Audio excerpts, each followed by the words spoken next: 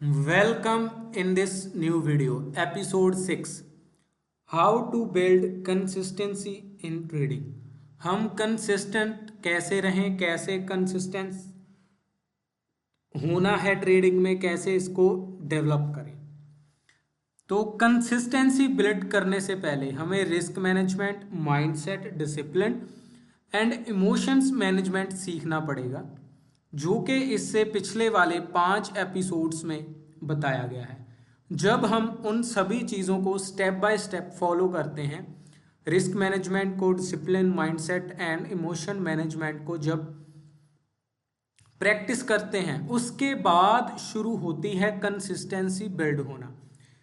अगर हम direct consistency build करने की कोशिश करेंगे विदाउट वो चीज़ें जो हमने पिछली वीडियोस में डिस्कस करी हैं, तो वो हमारी कंसिस्टेंसी बिल्ड नहीं होएगी।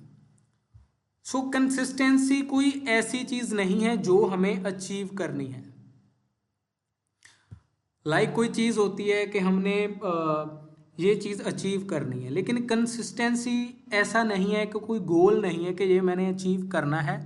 ये वो चीज़ है जो हमने प्रैक्टिस करनी है, और प्रैक्टिस के साथ साथ वो हमारे अंदर खुद ब खुद एक हैबिट की तरह बिल्ड होती है। कंसिस्टेंसी का ये मतलब नहीं है कि हमें कंसिस्टेंटली प्रॉफिट करना है। कंसिस्टेंसी का मतलब ये नहीं है कि हम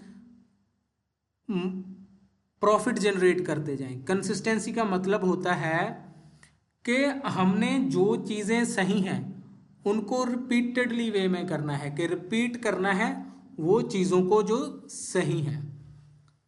जब हम सभी रूल्स फॉलो करते हैं जो भी हमने पिछली वीडियोस में डिस्कस करे हैं, और जो जहां पर लिखा है risk management, mindset, discipline and emotion management, ये कैसे करना है सब इससे पिछली वीडियोस में बताया गया है। जब हम वो सब चीज़ें फॉलो करते हैं, उसके बाद स्टार्ट होता है कंसिस्टेंसी बिल्ड होना। और मेरे ओपिनियन के हिसाब से, मेरे एक्सपीरियंस के हिसाब से 6 मंथ्स के बाद कंसिस्टेंसी बिल्ड होना स्टार्ट होती है। जब हम 6 मंथ तक एक रूल्स को फॉलो करते हैं, वो चीज़ों को फॉलो करते हैं जो सच में सही है, उसके बाद कंसिस्टेंसी बिल्ड होना स्टार्ट होती है। और ये पर्सनैलिटी के ऊपर भी डिपेंड करता है कि आपकी पर्सनैलिटी कैसी है, आपकी आउटर लाइफ कैसी है, उसके हिसाब से कैसे आप चीज़ें मैनेज करते हो। तो हो सकता है आपको 6 महीने से ज़्यादा समय लग जाए कंसिस्टेंसी बिल्ड करने में, साल, 1.5 साल। हो सकता है आपको 6 महीने से भी कम का समय लगे, अगर आप उतने मच्योर एंड समझदारी से चलते हो। और ठीक है, अब और क्या क्या चीज़ें हैं जो हमें हेल्प करती हैं कंसिस्टेंसी को बिल्ड करने में। ओके, सो कंसिस्टेंसी होती क्या है? कंसिस्टेंसी प्रॉफिट की कंसिस्टेंसी नहीं होती। कंसिस्टेंसी होती है प्रोसेस की कंसिस्टेंसी, अपने बिहेवियर की कंसिस्टेंसी।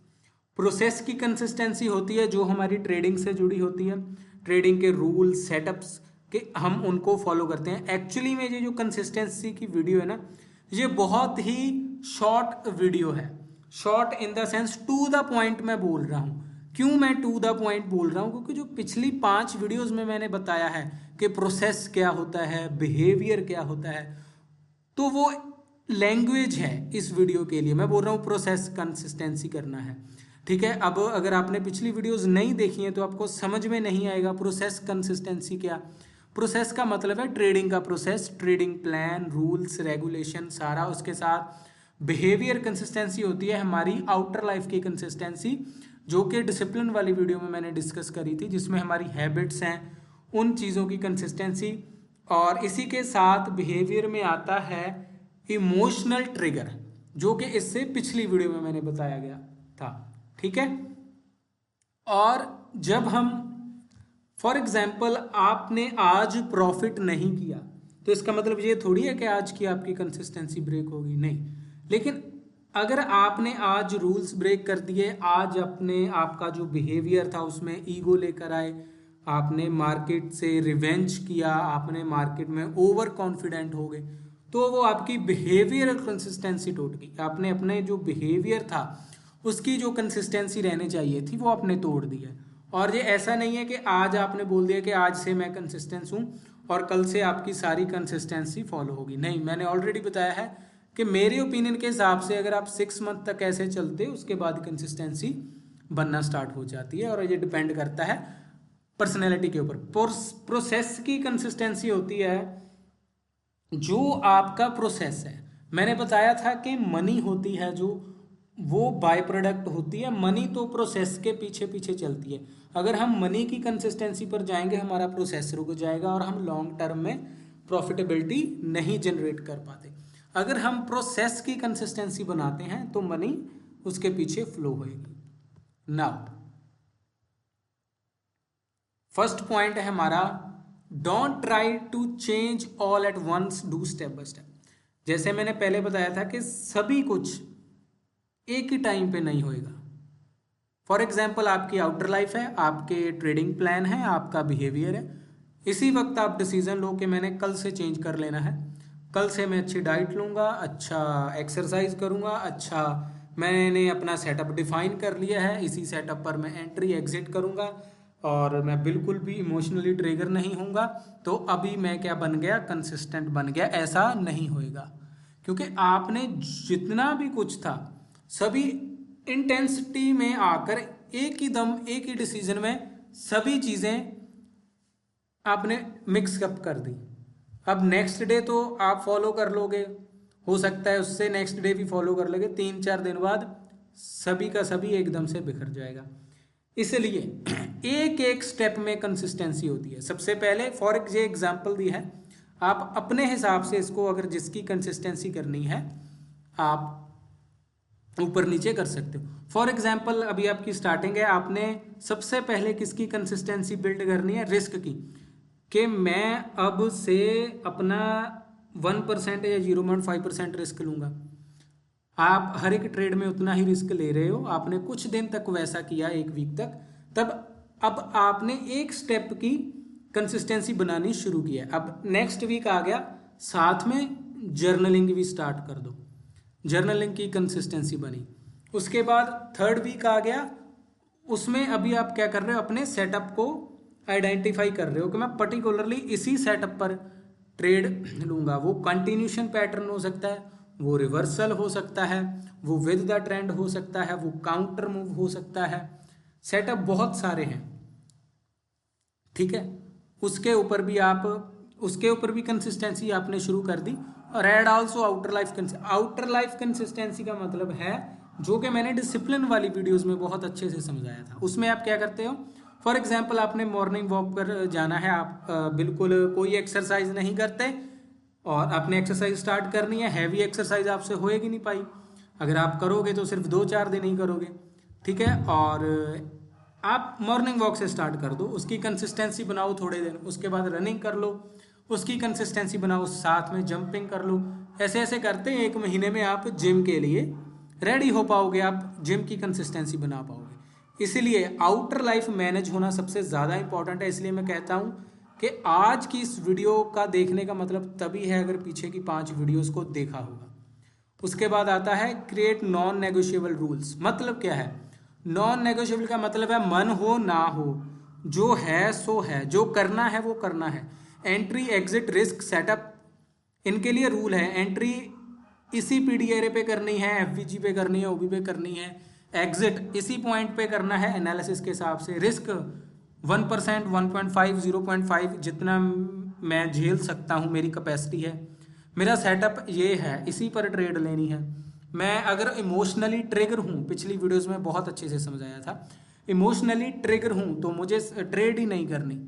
तो नॉन नेगोशिएबल रूल है, अगर ये मेरे को आज मैं इमोशनली ट्रिगर हूँ, मेरा सेटअप नहीं है, मेरा रिस्क आज सेट नहीं है, मेरा माइंड मैं थोड़ा परेशान हूँ, तो मेरी एंट्री एग्जिट मुझे क्लियर नहीं हो रही, तो मैं नहीं करूँगा ट्रेड। पक्का रूल है, इसको तोड़ना नहीं है। नेक्स्ट पॉइंट है measure execution not profit loss. हम क्या है, सिर्फ अपना प्रॉफिट लॉस स्टेटमेंट देखते हैं, इस महीने कितना, इस वीक में कितना लॉस, कितना इक्विटी डाउन चली गई। कभी भी अपनी जब भी कंसिस्टेंसी मेजर करनी हो, ऑलवेज मेजर योर एग्जीक्यूशन, कि आप एग्जीक्यूट कैसे करते हो प्रॉफिट लॉस कभी नहीं देखना होता जब तक आप उस लेवल तक नहीं पहुंचते। एग्जीक्यूशन में क्या आता है, क्या मैंने अपना आज प्लान फॉलो किया, जो मैंने ट्रेडिंग प्लान बनाया था, कि क्या मैंने अपने रिस्क को रिस्पेक्ट करी जितना मैंने सोचा था, क्या मैंने अपने सेटअप का वेट किया, क्या मैंने स्ट्रैटेजी स्विच तो नहीं करी कभी एक कभी वो कभी तीसरी, क्या मैं जब ट्रेडिंग कर रहा था मैं अवेयर था अपने इमोशन को लेकर के आज कहीं मैं फोमो में, कहीं मैं ग्रीड में, कहीं मैं ओवर कॉन्फिडेंस में तो नहीं, अगर हूँ मैं उसको कैसे मैनेज करूँगा, ये चीज़ें पता होना चाहिए।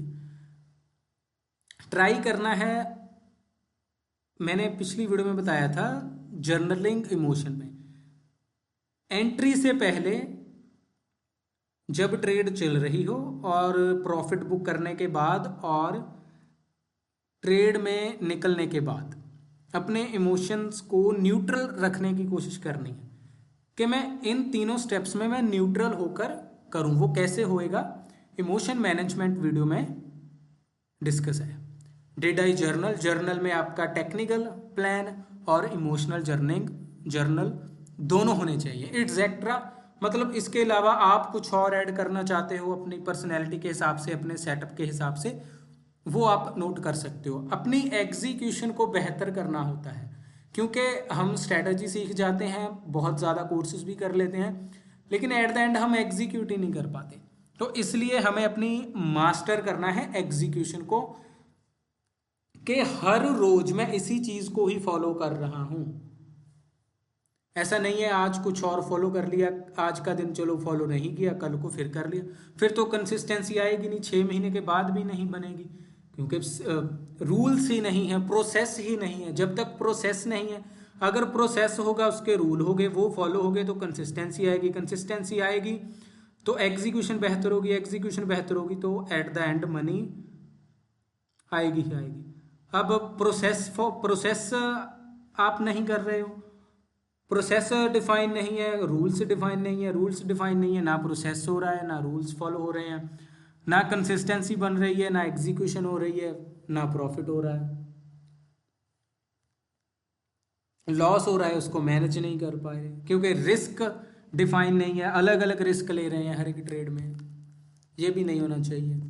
नेक्स्ट स्टेप है फीडबैक लूप। फीडबैक लूप का मतलब है आपने ट्रेड करी, उसको जर्नल कर लिया, उसका जो भी रिजल्ट आया लिख लिया, उसको रिव्यू करा, अगर मैं सही था तो मुझे आज प्रॉफिट हुआ है, तो क्या ऐसी चीज़ थी जो मैंने प्राइस में देखी और मैं सही हुआ, स्टॉप लॉस हो गया, क्या ऐसी चीज़ थी जो मेरे से मिस होगी, जो मेरा स्टॉप लॉस हो गया, उसको नोट किया, नेक्स्ट ट्रेड में इम्प्रूव करना है और इसी लूप को रिपीट करते जाना है। ट्रेड किया, जर्नल किया, जो गलती हुई, जो सही हुआ, गलती भी लिखनी है, जो सही किया वो भी लिखना है, उसको रिपीट करना है, गलती को इम्प्रूव करना है। इसके अलावा आपने अपने बिहेवियर पैटर्न को आइडेंटिफाई करना है जब जब आपको लॉस एंड प्रॉफिट हो रहा है। फॉर एग्जाम्पल आपने आज एक लॉस ले लिया, उसके बाद दूसरा भी लॉस हो गया, अब इसके बाद आपके अंदर रिवेंज ट्रेडिंग आ सकता है, आपके अंदर रिकवर, लॉस को रिकवर करने की फीलिंग आ सकती है, आपके अंदर यह हो सकता है कि एटलीस्ट मैं ब्रेक इवन पर रहूं आज का दिन, तो एट द एंड आप रिवेंज ट्रेडिंग या ओवर ट्रेडिंग में जा सकते हो। ठीक है, और जहां आप इतना फियर कर पाओगे, इतना फियर कर दोगे कि नेक्स्ट 1-2 दिन के लिए आप ट्रेड ही नहीं लोगे, कि मैं ये तो लॉस हो गया, अब नेक्स्ट कुछ दिन मैं ट्रेड ही नहीं ले पा रहा, तो वो फियर आ गया। ठीक है, जहाँ क्या हो गया, आपका प्रॉफिट हो गया, एक प्रॉफिट हो गया आज के दिन, दूसरा प्रॉफिट भी हो गया, अब आप आ गए हैं ओवर कॉन्फिडेंस में, आप रिस्क ज़्यादा ले सकते हो, आप ग्रीड में आ गए, ऐसे इमोशंस आपके ट्रिगर हो रहे हैं। तो ऐसे आपने अपने बिहेवियर के पैटर्न को पहचानना है कि जब जब आपके लॉस होते हैं या प्रॉफिट होते हैं, कैसी फीलिंग आपके अंदर से आ रही है और मेरा पैटर्न क्या है। जब भी लॉस होता है तो मैं ऐसे बिहेव करता हूँ, जब भी प्रॉफिट होता है मैं ऐसे बिहेव करता हूँ, उसको नोट कर लेना है और अब नेक्स्ट डे से इम्प्रूव करना है कि मुझे न्यूट्रल रहना है। एक दिन में नहीं होगा, धीरे धीरे होगा, प्रैक्टिस से होगा, तो इससे कंसिस्टेंसी बनती है। फिर कह रहा हूँ, कंसिस्टेंसी ऐसी चीज़ नहीं है जो अचीव करनी है, कंसिस्टेंसी वो चीज़ है जो रिपीट करनी है सेम डे सही डिसीजन के साथ। Respect your trades per day, जो भी आपके रूल्स हैं कि मैं दिन में 2 ट्रेड करूंगा, 3 करूंगा, दिन का 1 करूंगा, या वीक के 2 करूंगा, 3 ट्रेड करूंगा। अगर शॉर्ट टर्म ट्रेडिंग करते हो तो उसको रिस्पेक्ट करना है, अपने रिस्क को रिस्पेक्ट करना है, फीडबैक लूप बनाना है। Don't break chain after 1 bad day. अगर एक दिन लॉस हो गया तो वो फेलियर नहीं होता, शर्त है कि आपका रिस्क मैनेजमेंट सही हो, ठीक है। फेलियर नहीं होता 1-2 दिन में। उसके बाद रिव्यू करना है, कैसे फेल हुआ, क्यों हुआ, बैड डे क्यों था आज, क्या मैंने अपने इमोशंस में आकर ट्रेडिंग कर दी, जहाँ मैंने टेक्निकल एनालिसिस सही से नहीं किया, जहाँ आउटर लाइफ से मैं कुछ परेशान था जिसकी वजह से वो ट्रेडिंग पर इफेक्ट होती है, बहुत होती है। जितना आउटर लाइफ में हम परेशान होते हैं, ट्रेडिंग रिजल्ट्स उतने ही खराब होते हैं, ठीक है। तो वो कौन सी चीज़ है जो आपने ट्रिगर करी, उस पैटर्न को पहचानना है। और अगर एक दिन फेल हो गए तो दूसरे दिन आना है मार्केट में, अपनी इस चेन को ब्रेक नहीं करना। नेक्स्ट एंड लास्ट स्टेप है लॉन्ग टर्म होराइजन। नॉट से कि I need to make money this week, ऐसा नहीं करना कि मैंने इस वीक पैसा बनाना है, प्रॉफिट करना है। इससे क्या है, इम्पेशेंट आएगा, आप एक तरह से सही डिसीजन नहीं ले पाओगे, क्योंकि ये आपके माइंड में प्रेशर क्रिएट करेगा। तो इससे क्या होगा, आपकी ट्रेडिंग इफेक्ट करेगी। सेकंड वीडियो में मैंने बहुत अच्छे से एक्सप्लेन किया था कैसे हर एक इमोशन आपकी ट्रेडिंग को खराब करता है।